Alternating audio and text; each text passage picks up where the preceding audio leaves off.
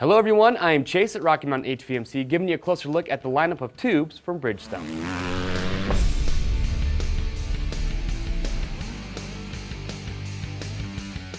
Alright, so today we're taking a closer look at the lineup of tubes that we offer from Bridgestone. So here at Rocky Mountain we have a large selection of tubes from different manufacturers that you can choose from. But today we want to focus on Bridgestone. You know, there's some features about these that we really like. We've been running these for years. We've always had really good results. And as you can see on the table in front of me, we have 3 different options. So we're going to talk about each one and hopefully steer you in the right direction so that you know which one is going to be the best choice for you. So let's get started. First up, we've got the standard, then we'll get into the heavy duty and then the ultra heavy duty. So the standard tube is going to be made from a butyl rubber. It's a synthetic rubber that's designed to be pliable and stretchy, and these are going to be between 1 and 2 millimeters thick. Now, the standard tube, this is going to be your lightest option and also your budget-friendly option as well. Now, the standard tube, I've ran this plenty. Okay, I've used it primarily for motocross. I've always had good results. But with this standard tube, one thing you want to keep in mind, and I see a lot of riders doing this, and this is what I used to do, is when you get into more of that off-road riding, that more technical, aggressive, rocky terrain, a lot of riders will just crank up the PSI in a standard tube because they want to avoid getting a pinch flat. Now, doing this works, okay, but the problem is when you put too much PSI in a tube, it will start to make the tire feel harsh, and it'll actually start to deflect off of objects rather than absorbing them and giving you that smoother ride that you're going to want in that type of terrain. So if you want the lightweight, budget-friendly option, go with the standard tube.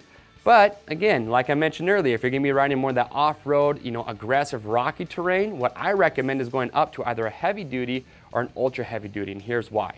So with the heavy duty tube, it's going to be 3 millimeters thick. Now that 3 millimeters might not sound like a lot, but that extra thickness really does help with the strength of the tube. It's just going to help it compress and stretch and squish more with a lot less chance of getting a pinch flat. You are going to step up in price, but a lot of that comes from the quality of the rubber that you're getting in the heavy duty and the ultra heavy duty.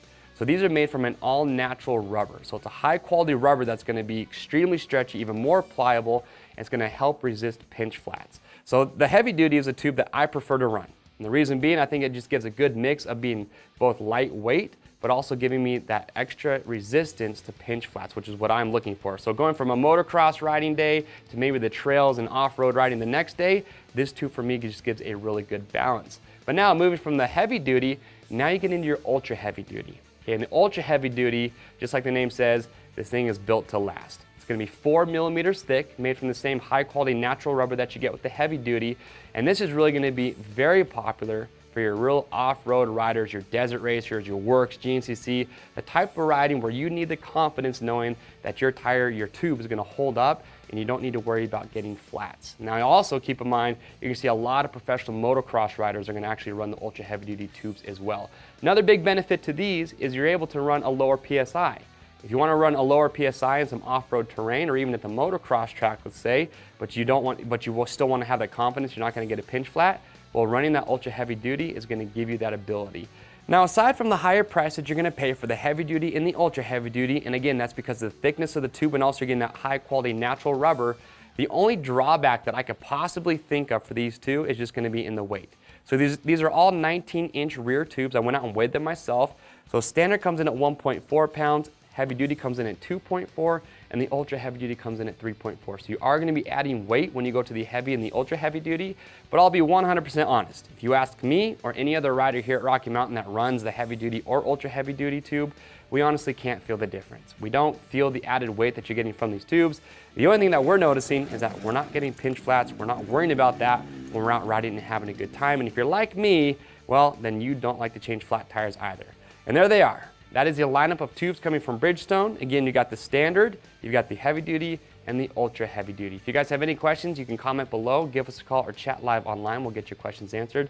And to pick yours up, you can click on the link or head over to RockyMountainATVMC.com. Remember that orders over $75 ship free. If you guys like this product spotlight and you want to see more like it, you want to see our top 5 videos, our buyer's guides, our gear guides, everything that we do here at Rocky Mountain, well, do yourself a favor, click and subscribe. I'm Chase at Rocky Mountain, and we'll see you on the trails.